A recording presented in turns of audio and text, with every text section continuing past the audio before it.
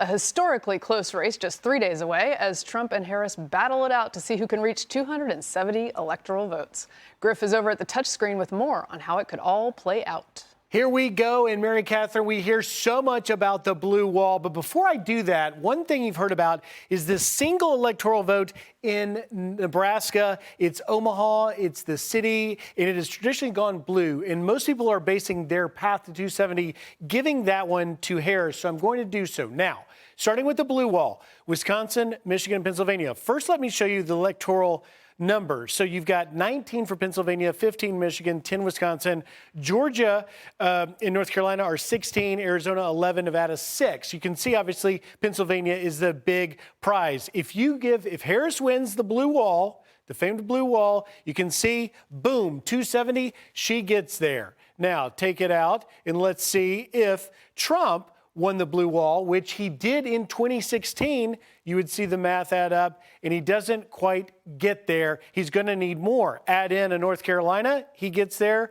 Add in a Georgia, he gets there. Now, I do want to take you back to one thing, though, and that is Wisconsin, Michigan, and Pennsylvania, the blue wall. But Georgia and Arizona, traditionally, the swing states have swung together. In 26, they all went red. In 2020, they all went blue. But it is the strategy that Trump has of North Carolina, Georgia, and Arizona. In that Sun Belt, if he can get that, all he needs to do is to pick off one of the famed blue wall. And that's what we're looking for to see this year. Will the blue wall fracture? You have to go back to 1988 when Dukakis won Wisconsin but lost Michigan and Pennsylvania, when the blue wall didn't hold, with that one exception in 2016 when Trump carried all three of those. Now, let me go back, if I can, though, to the map and look at the states. Let's go with Katie, give me a state you're watching that you really want to know what's going on. I am watching Georgia because it is a newer swing state,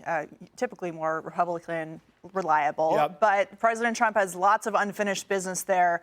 Brian Kemp is a very popular Republican governor. There are 2 Democratic senators.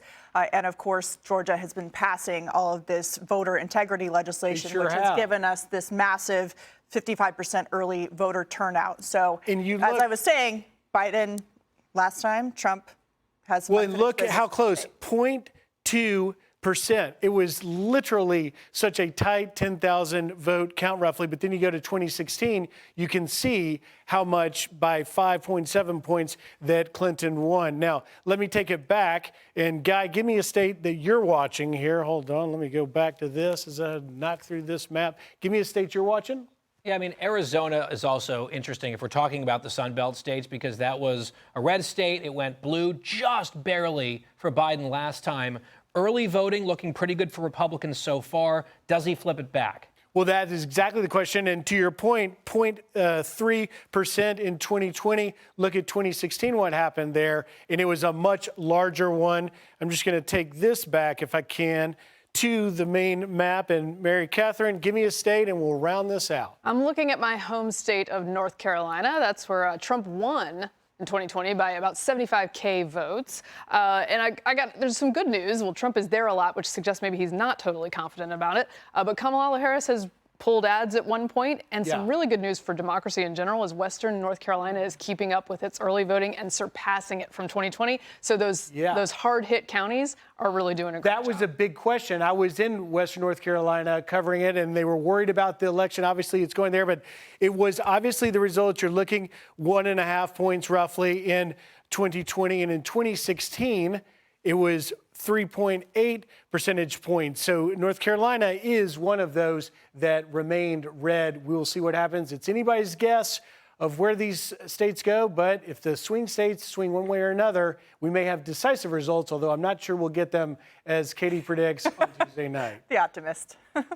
Hey, Sean Hannity here. Hey, click here to subscribe to Fox News YouTube page and catch our hottest interviews and most compelling analysis. You will not get it anywhere else.